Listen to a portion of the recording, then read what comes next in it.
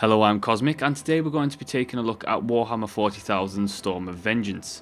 Now, Storm of Vengeance is a lane defense strategy game developed by English games developer Eutechnyx. Now, Eutechnyx themselves were originally founded back in 1987, and their previous work on titles include the Fast and Furious Tokyo Drift, Big Mother Truckers, NASCAR, and did I mention the travesty that is Ride to Hell Retribution. Now, the general premise of each battle in Storm of Vengeance is very simple. Send units to destroy the buildings on the enemy's side of the map, and once you have destroyed the buildings, you'll be able to capture that lane.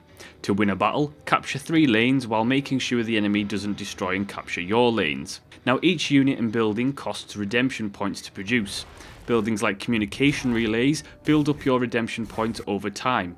So the idea is to have some redemption production buildings and some unit producing buildings at any one time. There is also the resolve resource.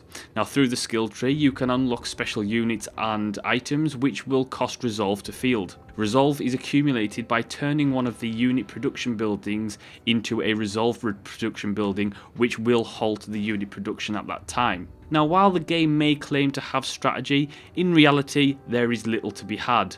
Once you grasp the core mechanics and the limited upgrade system, you can easily win battles without having to put any kind of concentration in whatsoever. In between battles there is a progression system whereby you can unlock new units, upgrades and special abilities that use the resolve resource. The progression system is very simplistic, and there is no real meat to get your teeth into here. It's a very straightforward system that offers very little to be excited at. You actually end up playing the game on the faster game speed because there's no real reason to watch anything at normal speed. I don't want to see the same battlefield background and the same kill animation over and over, so you end up trying to just go through the game as fast as you possibly can. The major issue I have with Storm of Vengeance is that it's lazy. It's not just lazy, it's lazy to almost the extreme. Storm of Vengeance's mechanics are the exact, and I mean exact, replica of Eutechnyx's previous mobile title Ninja Cats vs Samurai Dogs. The only major difference between the two is that Storm of Vengeance has slapped some 3D models in there and covered itself with a Warhammer 40k skin. Storm of Vengeance's story follows the events of the Dark Angel's defense of Persina 4 against the greenskin tide of the Orcs. Now, while the story is interesting and it is in canon, it again feels lazy with no effort to make it even slightly entertaining. I mean, hell, you didn't build the mechanics from the ground up, so why not put some effort into some voice acting or something to make it enjoyable? It just looks and feels poorly executed. Just because you slap a 40k skin on something doesn't make it Codex Astartes material. The game lacks any resemblance to a real Warhammer 40k experience, and because of this, it really does feel like a blatant licensed cash-in. The game could literally be anything. You could place any franchise skin over this game and it would be the exact same. Now, putting the repetitive mechanics and lack of actual strategy aside for one moment, there was also a wee bit of controversy that needs to be discussed. Now, when Storm of Vengeance originally hit Steam, I, like many, thought it was the actual release. Then, under closer inspection, the title had beta written at the end of it. Oh, so it's an early access game, I thought. No, it wasn't.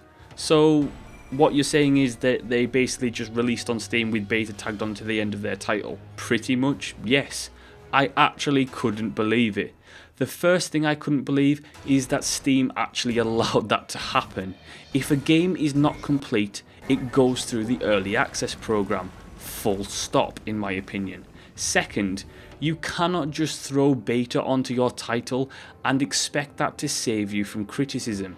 Even worse, that the developers at first said there wasn't time for the game to go under the early access program, which, as we all know now, is utter bullshit. Since the backlash, they quickly went and hid under the early access banner. That kind of thing is seriously dodgy, and as a developer you should know not to pull that kind of shit, especially if you want to please your core fanbase of the franchise.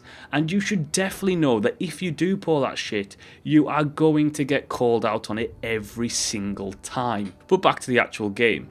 So while it's not mechanically broken, the problem with Storm of Vengeance is that it's fun for about 10 minutes, and then after that it's really not. It's a shallow mobile title, and that is exactly what it should be and should only be, a mobile title. This is not a core gaming experience that fans of the franchise want. What it is, however, is something to pass the time on the train to work. Look at it this way.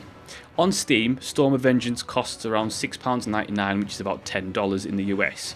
On iOS and Android devices, it costs £2.99 for around $5 in the US for the exact same game. So if you do want it and you just want a very shallow, superficial Warhammer 40k game, then get it on your mobile device and use it on the way to work. But really do not be looking for a core gaming experience here or anything with real depth, because you're not going to find it. Thank you so much for listening and watching. Do like, subscribe and leave a comment, and I will see you next time.